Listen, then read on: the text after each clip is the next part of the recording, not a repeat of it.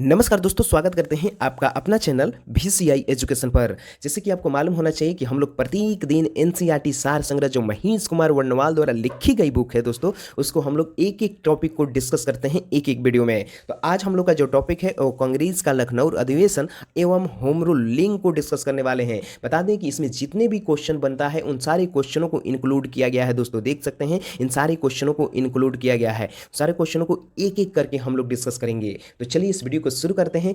आइए अगला क्वेश्चन देख सकते हैं दोस्तों। आपके सामने सबसे पहला क्वेश्चन है कि वर्ष 1916 में लखनऊ समझौता किससे संबंधित है। बता दें दोस्तों कि लखनऊ में 1916 में एक अधिवेशन चल रहा था कांग्रेस का, और उसका जो अधिवेशन चल रहा था तो उसी में ये समझौता किया गया। क्योंकि आपको मालूम होना चाहिए दो राष्ट्रीय पार्टी बन गई थी, एक बन गया था कांग्रेस और दूसरा बन गया था मुस्लिम लीग। दोनों के बीच बहुत ज़्यादा विवाद हो गया था। क्योंकि आपको मालूम होना चाहिए कि जब 1905 में बंगाल विभाजन हुआ था तो यही मुस्लिम लीग थी जो बंगाल विभाजन का सपोर्ट की थी, और वहीं कांग्रेस जो था उसका विरोध कर रहा था। कांग्रेस ही नहीं, भारत के बहुत सारे लोग उसका विरोध कर रहे थे, लेकिन एकलौता मुस्लिम लीग जो थी वो क्या कर रही थी कि बंगाल विभाजन का सपोर्ट कर रही थी। इसी के बीच इनके मध्य विवाद उत्पन्न हो जाता है, और विवाद उत्पन्न होकर इस विवाद को सुलझाया जाता है लखनऊ अधिवेशन में। और आपको मालूम होना चाहिए कि लखनऊ अधिवेशन कब होता है, तो 1916 में होता है। तो आपको ये भी मालूम होना चाहिए कि लखनऊ अधिवेशन किससे संबंधित है, तो मुस्लिम लीग और कांग्रेस के समझौता से संबंधित है।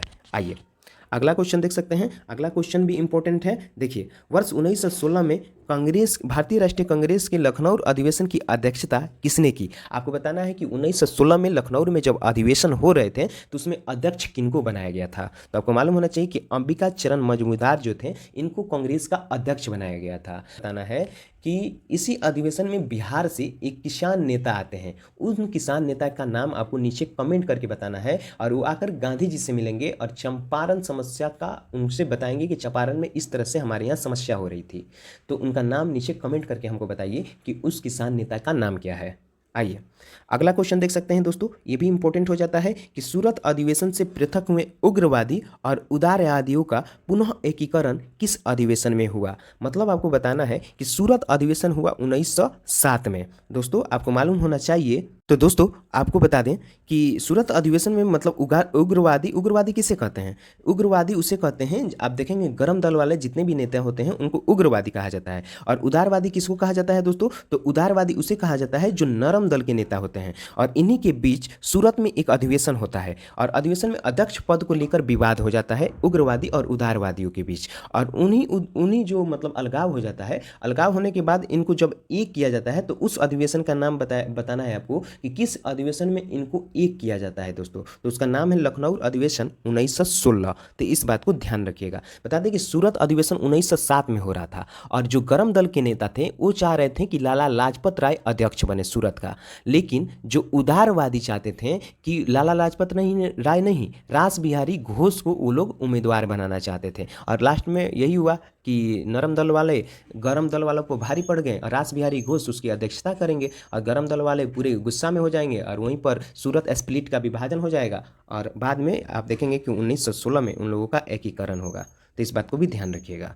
आइए अगला क्वेश्चन देख सकते हैं। अगला क्वेश्चन है कि अतिवादियों और उदारवादियों को पुनः एकीकरण की प्रक्रिया की प्रमुख शिल्पकार कौन थी। कहने का मतलब है कि अतिवादियों और उदारवादियों मतलब उग्रवादियों और उदारवादियों को एकीकरण का मतलब कि मतलब दोनों का मिलाने का श्रेय किसको जाता है। ये कौन से ऐसे नेता थी या नेत्री थी जो दोनों को मिलाई थी दोस्तों, तो उनका नाम है एनी बेसेंट। आपको बता दें कि एनी बेसेंट आयरलैंड की निवासी है, और भारत में आकर ये देखेंगे कि भारत में होम रूल लिंग शुरुआत यही करती है दोस्तों। आगे आपको होम रूल लिंग के बारे में विशेष जानकारी हम देंगे। देखिए आगे देख सकते हैं। अगला क्वेश्चन भी इंपॉर्टेंट है कि वर्ष 1916 में मुस्लिम लीग और कांग्रेस के मध्य समझौता किसके द्वारा कराया गया दोस्तों, तो मुस्लिम लीग और कांग्रेस के बीच जो समझौता हुआ वो दो लोग मिलकर कराए। एक आप देखेंगे एनी बेसेंट और दूसरा थे बीजी तिलक, जिसको बाल गंगाधर तिलक भी कहा जाता है दोस्तों। तो आप जानेंगे इस बात को। आइए अगला क्वेश्चन देख सकते हैं। इंपॉर्टेंट है कि कांग्रेस के 1916 के लखनऊ अधिवेशन में लिया गया वह निर्णय क्या था जिसके मुख्य दूरगामी परिणाम हुए। मतलब आपको बताना है कि कांग्रेस में 1916 में अधिवेशन हुआ लखनऊ में, उसमें कौन सा ऐसा निर्णय लिया गया जिसका दूरगामी परिणाम हुआ, मतलब बहुत ही बुरा परिणाम हुआ दोस्तों। तो उसका वो है कांग्रेस द्वारा मुस्लिम लीग की पृथक निर्वाचन क्षेत्र की मांग स्वीकार करना। मतलब आपको मालूम होना चाहिए कि मुस्लिम लीग जो थी वो पृथक निर्वाचन मांग कर रही थी। पृथक निर्वाचन की मांग क्या होता है कि उसमें ऐसे उम्मीदवार, मतलब एक जैसे कि मुसलमान जो थे वो चाहते थे कि हमारी ही जाति के कोई उम्मीदवार खड़े हो और उसी जाति के लोग उसको वोट दे। और आप बताइए कि अगर कोई एक वर्ग का आदमी खड़ा हो जाएगा और उसी वर्ग के लोग उसको वोट देगा, तो बताइए वो किसका विकास करेगा? जाहिर सी बात है, जो उसको वोट दिया है उसी का ना विकास करेगा, संपूर्ण भारत का विकास तो करेगा नहीं। इसी को लेकर लोगों में विवाद उत्पन्न हो गया कि नहीं, यह अच्छा नहीं है। तो इसको बाद में ये लोग इतना हावी हो जाएंगे कि कांग्रेस को स्वीकार करना पड़ेगा, और कांग्रेस इसको स्वीकार कर देगा और इसका बहुत ही दूरगामी परिणाम हुआ आगे चलकर, आप जानेंगे दोस्तों। तो देखिए अगला क्वेश्चन देख सकते हैं कि मोहम्मद अली जिन्ना को हिंदू मुस्लिम एकता का दूत किसने कहा दोस्तों? तो सरोजिनी नायडू ने हिंदू मुस्लिम एकता का दूत कहा दोस्तों। और आपको ये भी मालूम होना चाहिए कि सरोजिनी नायडू एक भारत की ऐसी नेत्री थी जो सबसे पहले प्रथम भारतीय राष्ट्रीय कांग्रेस की अध्यक्ष बनी थी। मतलब महिला, भारतीय महिला अध्यक्ष अगर बोला जाए तो सरोजिनी नायडू। और सबसे पहले वो कौन सी महिला थी जो कांग्रेस की अध्यक्ष बनी? तो उनका नाम है एनी बेसेंट। वो सबसे पहली बार बनी और सेकंड में ये बनी, लेकिन भारतीय लगा देगा तो हम सरोजिनी नायडू लगाएंगे दोस्तों। तो आइए अगला क्वेश्चन देखेंगे। अगला क्वेश्चन है कि मदन मोहन मालवीय ने कांग्रेस एवं मुस्लिम लीग के मध्य होने वाले समझौते का विरोध किया। देखिए मदन मोहन मालवीय जो थे वो दो लोग, मतलब कांग्रेस और मुस्लिम लीग के बीच जो समझौता हुआ उसका वो लोग क्या किए थे? विरोध किए थे। कौन किया था? तो मदन मोहन मालवीय ने किए थे दोस्तों। तो इस बात को भी ध्यान रखिएगा। आइए अगला क्वेश्चन देख सकते हैं कि भारत में होम रूल लीग की अवधारणा किस देश से ली गई दोस्तों? तो आपको मालूम होना चाहिए कि आयरलैंड से ली गई थी दोस्तों। तो इस बात को भी ध्यान रखिएगा क्योंकि आयरलैंड से ही आई थी एनी बेसेंट। आइए अगला क्वेश्चन देख सकते हैं। अगला क्वेश्चन है दोस्तों कि प्रथम विश्व युद्ध के दौरान कौन सा आंदोलन भारत में लोकप्रिय हुआ दोस्तों? तो वो होम रूल लीग आंदोलन जो था वो प्रथम विश्व युद्ध 1914 में हुआ, वो बहुत ज़्यादा लोकप्रिय हुआ था दोस्तों। आइए दोस्तों आगे हम देख लेते हैं, कुछ फैक्ट है दोस्तों, फैक्ट को समझते हैं। देखिए वर्ष 1916 में तिलक ने पुनः महाराष्ट्र में होम रूल आंदोलन आरंभ किया था, और जबकि एनी बेसेंट के नेतृत्व में सितंबर 1916 में अड्यार जो मद्रास में पड़ता है दोस्तों, वहां होम रूल को प्रारंभ किया जाएगा। तो ये बात याद रखिएगा कि 1916 में दो लोग होम रूल लीग आंदोलन की शुरुआत करेंगे। एक का नाम है एनी बेसेंट और दूसरी का नाम है बाल गंगाधर तिलक। दोनों लोग 1916 में करेंगे। आगे हम इसका स्लाइड लिए हुए हैं जिसमें आपको एक एक बात को, जो भी होम रूल लीग से संबंधित है उन सारी बात को लिया गया है। देखते रहिए दोस्तों, आइए आप यहाँ तक जाने रहिए। देखिए एनी बेसेंट ने किस साप्ताहिक पत्रिका के माध्यम से स्वशासन की मांग की दोस्तों? तो उसका नाम है कॉमनवेल्थ। और आपसे पूछा जा सकता है कि कॉमनवेल्थ किससे संबंधित है? तो आप लगाएंगे एनी बेसेंट। एनी बेसेंट से क्या है? कॉमनवेल्थ संबंधित है। इस बात को ध्यान रखिएगा। आइए देखिए आ गया होम रूल लीग आंदोलन से पूरा हम लोग स्लाइड लिए हैं दोस्तों। आप समझिए होम रूल लीग के एक एक बात को यहाँ पर लिखा गया है, आपको हम एक एक करके बता देते हैं। देखिए दोस्तों एक एक बात को समझिए। सबसे पहले है कि होम रूल लीग आंदोलन। तो आपको मालूम होना चाहिए कि होम रूल आयरलैंड का शब्द है। होम रूल कहाँ का शब्द है दोस्तों? आयरलैंड का शब्द है। और आपको मालूम होना चाहिए होम रूल का अर्थ है स्वशासन, माने आयरिश शब्द है और इसका मतलब क्या है? स्वशासन। क्या मतलब है दोस्तों? स्वशासन।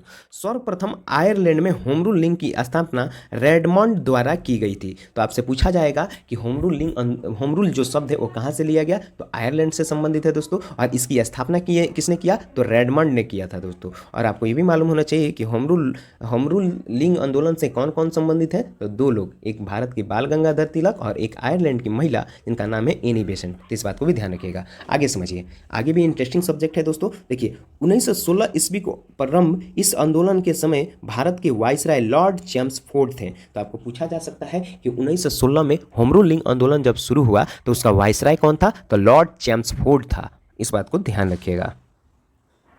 देखिए आप देख सकते हैं कि एक ओर बीजी तिलक हैं और दूसरे ओर एनी बेसेंट हैं। दोनों को बारे में समझिए, दोनों लोग के बारे में समझिए दोस्तों। देखिए बाल गंगाधर तिलक जो थे ये अपना होम रूल लीग आंदोलन अप्रैल 1916 में शुरू करेंगे।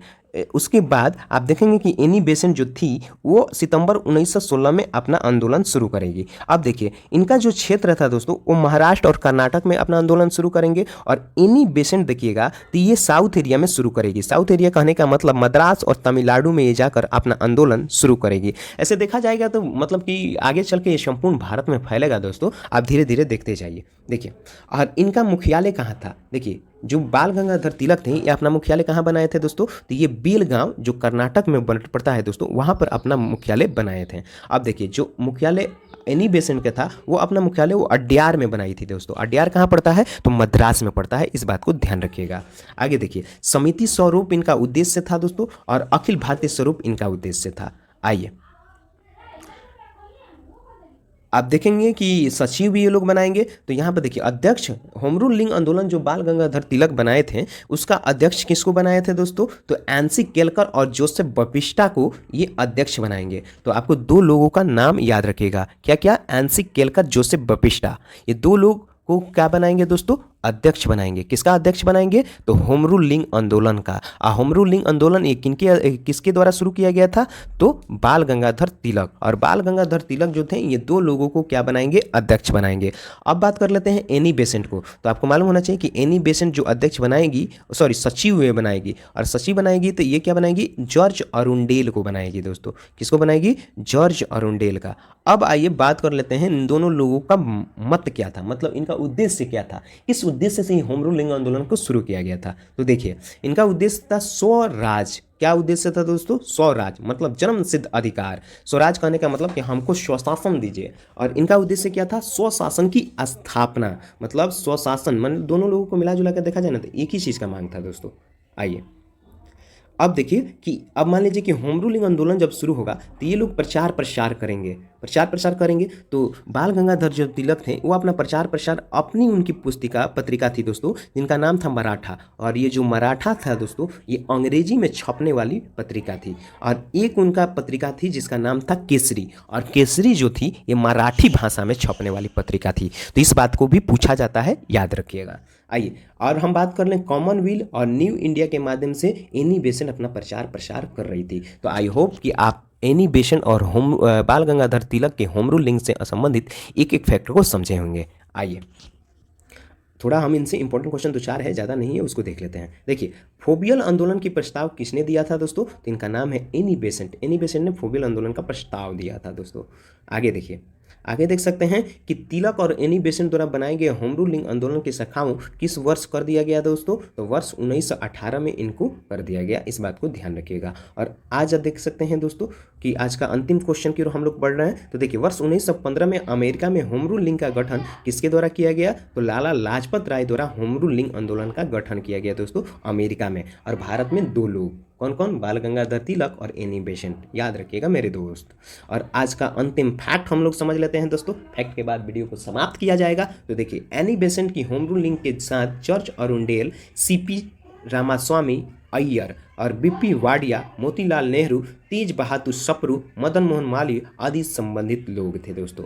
आपको बता दें कि भारत के जितने भी प्रबुद्ध लोग थे और जितने भी बड़े बड़े नेता थे वो एनी बेसेंट के साथ थे, क्योंकि आपको मालूम होना चाहिए कि बाल गंगाधर एक गर्म दल के नेता थे, उग्रवादी थे दोस्तों, इसीलिए ये लोग एनी बेसेंट के साथ आए थे। तो आपको इस बात को भी समझना चाहिए। तो आई होप कि इन सारी बातों को समझे होंगे दोस्तों। तो बाय बाय, मिलते हैं अगले वीडियो में अगले टॉपिक के साथ।